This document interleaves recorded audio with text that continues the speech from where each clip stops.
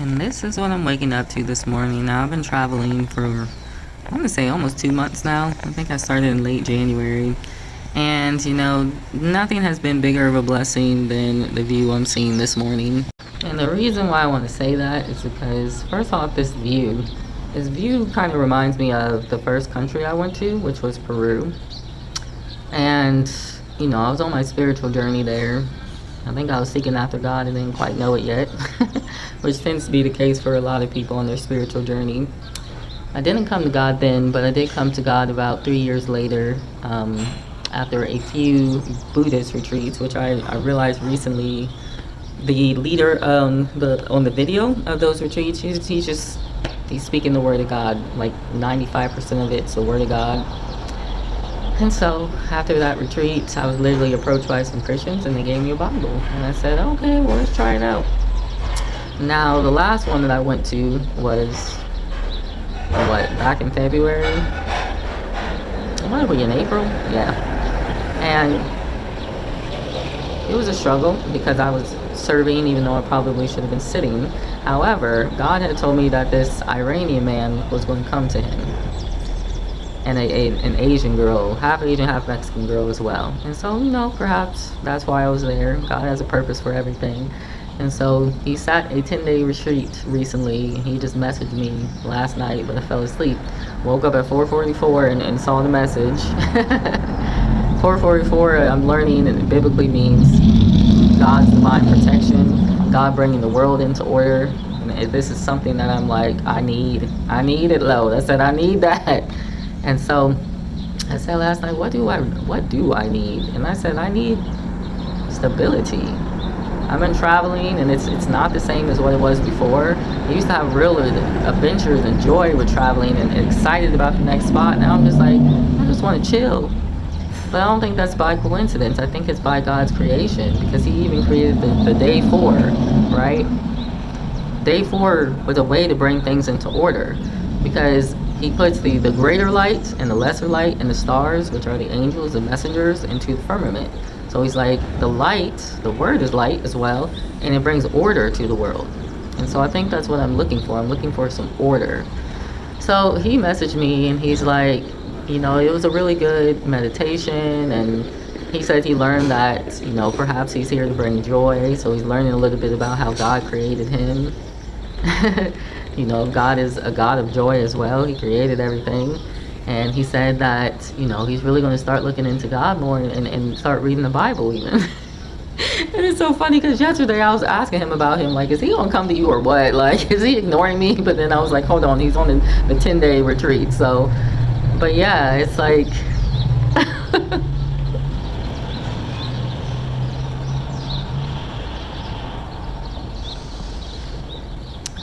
God is in the right place all the time. He has not left. He has not forsaken us. And even on the bus trip to where I am now, I was so nervous because I'm like, these dirt roads, bro, like, these dirt roads, like, this bus could just fall over into the valley. I was so scared for a bit, and I was like, no, I have to just put my trust in God. And then I heard the message, the angels are guiding this bus.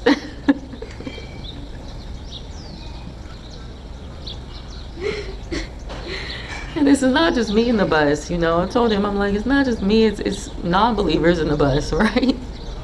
He's literally just like upholding everybody by the palm of his hand. Like, and we sit here as humans just denying him all the time. Nothing is going to happen without his divine purpose and will. That is what's crazy about the situation. And you know what else is crazy about the situation? I asked them, I like to know people's heritage, because I like to know where they are coming from and where they're going. And so heritage is just so important, where I'm in the land of Quetzalcoatl. All right, and I was looking into the history of Mexico, and they have these varying histories depending on, the colonizers, people that conquered them. And the thing is, their history manifests through their bloodline, and that's the same thing with everyone. God took me on this journey in Isaiah, and I told him, I'm like, I'm upset because there's all these people coming and trying to tell us that we're not Israel when we're Israel.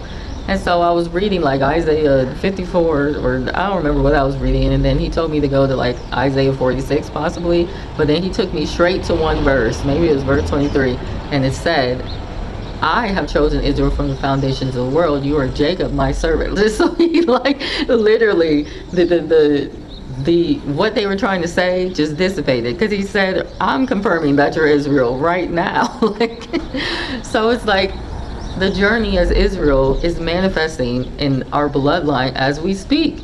And so it's like the same with this man who's an Iranian. I met this Iranian man, finished the retreat, and then 2 days later, Iran is bombing in 14 different countries. This is not by coincidence that this is happening. This is God's, his ordained divine prophecy playing out in a symbolic way.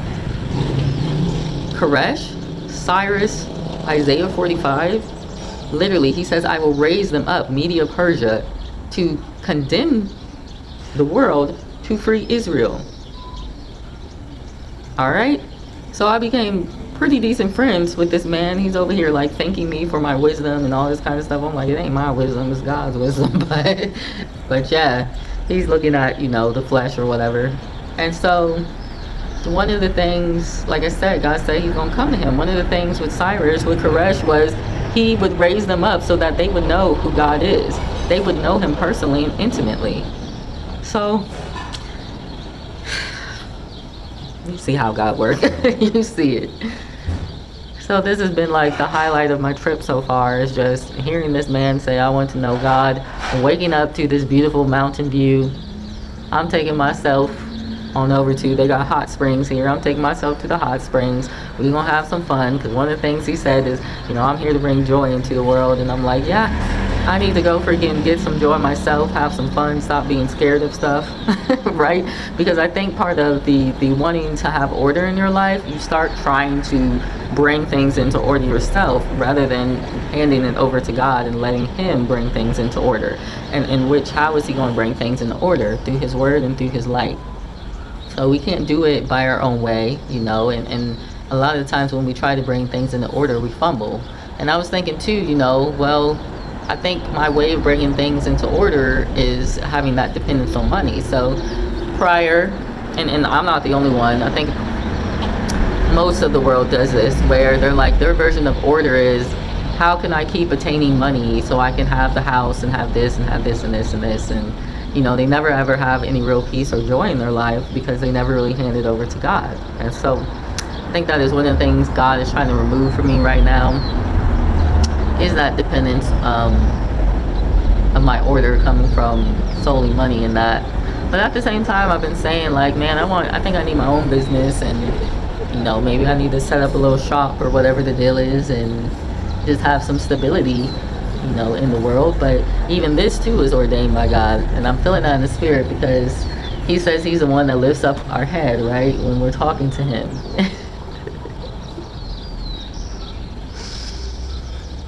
And that's the other thing. It's like you have, sometimes you set plans and directions, and God is like, no, actually I'm doing this, I'm doing a new thing. Yes, you've been traveling for the last actually 12 years. I started in 2014, it's 2016. September would be 12 years. You say, yes, you've been doing this for this long, but now I'm doing a new thing, you know? So it's not our will be done, it's his will be done, it's his plans. And he will make those things come into fruition and according to his plans. We don't have to really do much, it's just his will.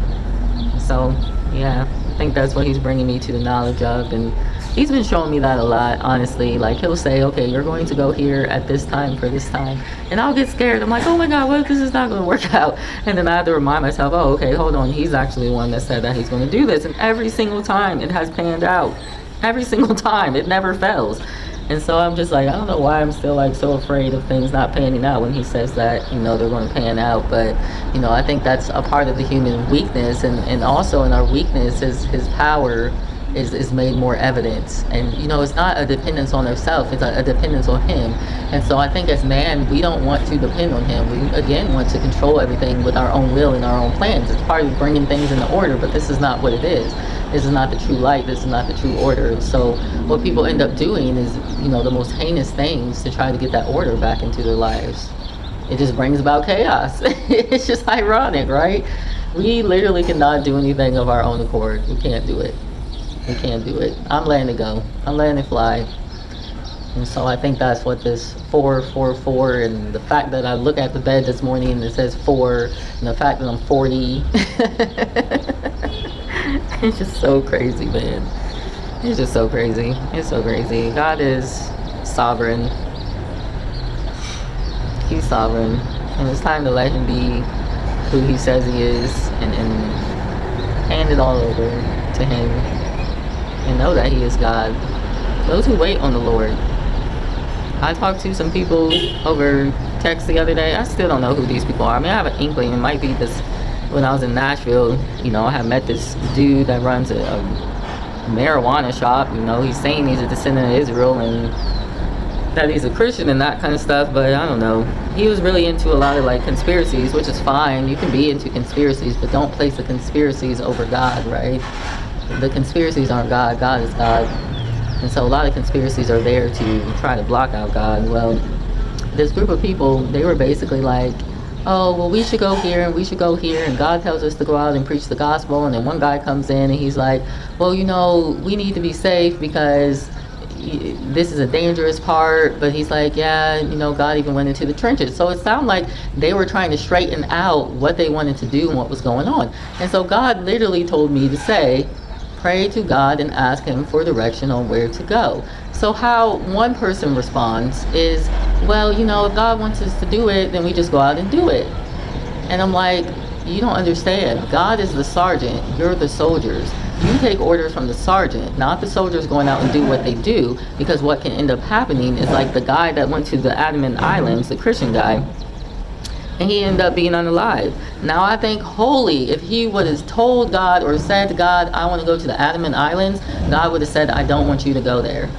God would have said, I want you to go here because I don't want your life to end prematurely.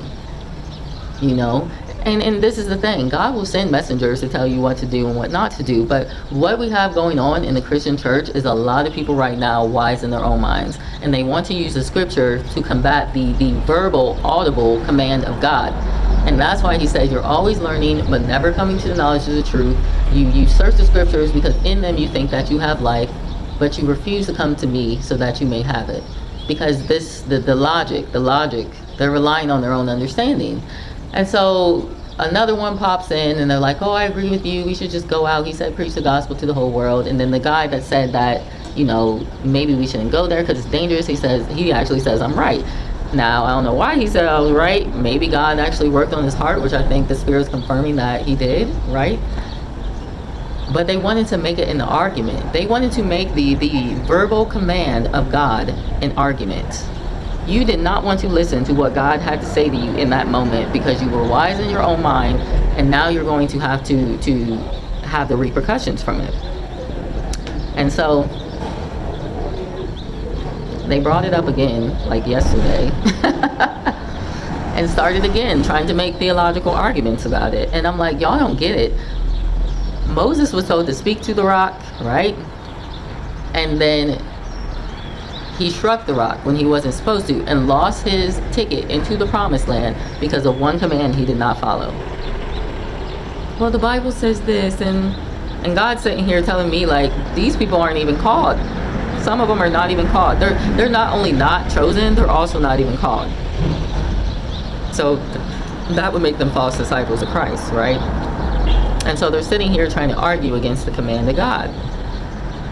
Many are called, few are chosen. You ain't even either. That's what's crazy to me. And yet you want to go out here and not being anointed or appointed to do the will of God. Like, I don't know, man.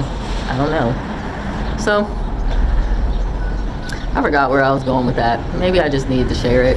Maybe I'm sharing it for God's purposes. But yeah, so there's a lot of that kind of stuff going on. I don't know. I think maybe I was talking about him bringing things into order. Maybe that's related. And to me, that was such a lack of order, And then they tried to change the subject. They tried to ignore me and then change the subject to about music.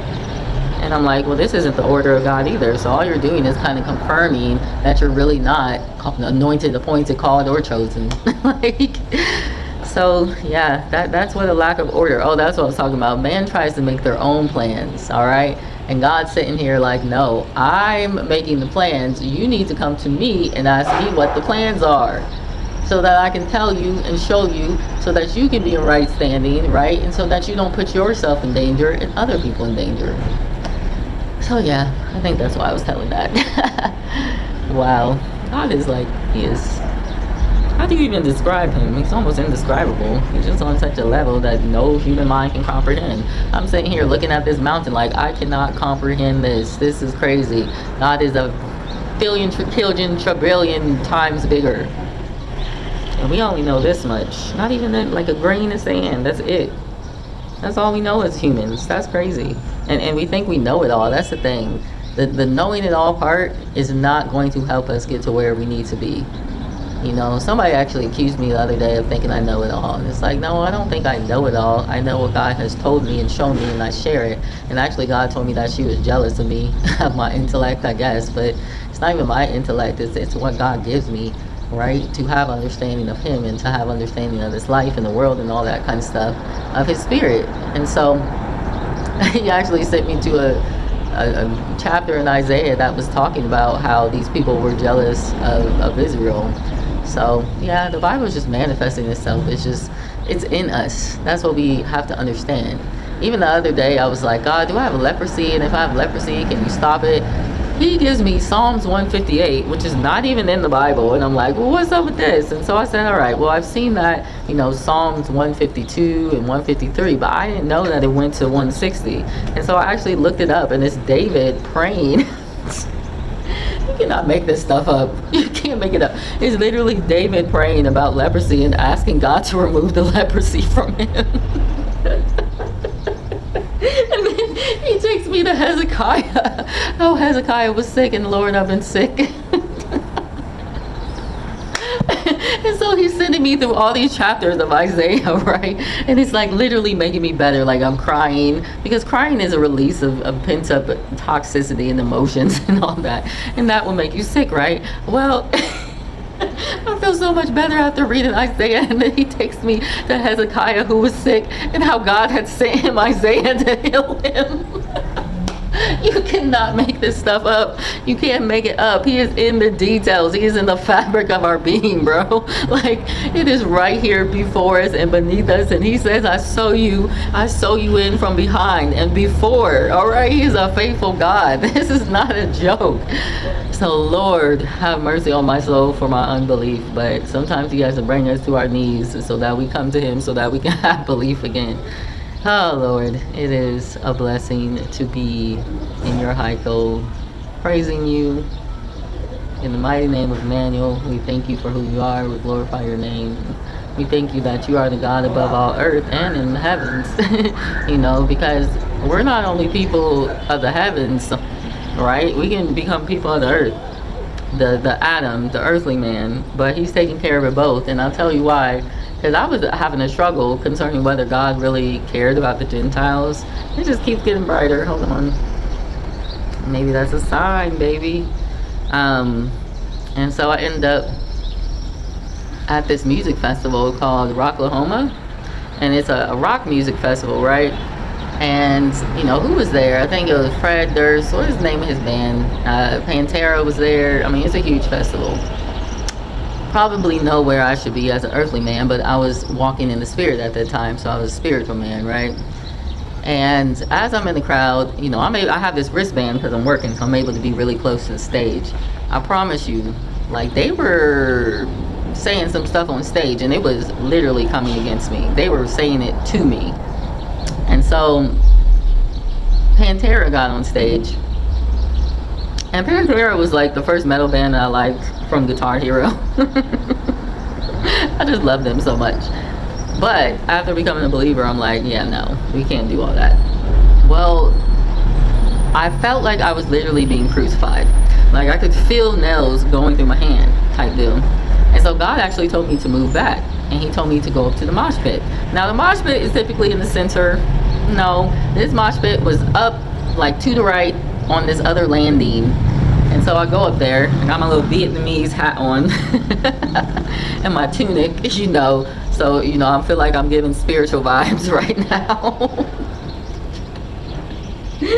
The amount of faith that I had in East Asian spirituality has just like dissipated at this point, because I'm learning that the Vietnamese, they literally have a creation story of coming from a dragon and a fairy. So at this point, I'm like, okay, I love your AO dyes, I love your outfit, but we're staying away from that.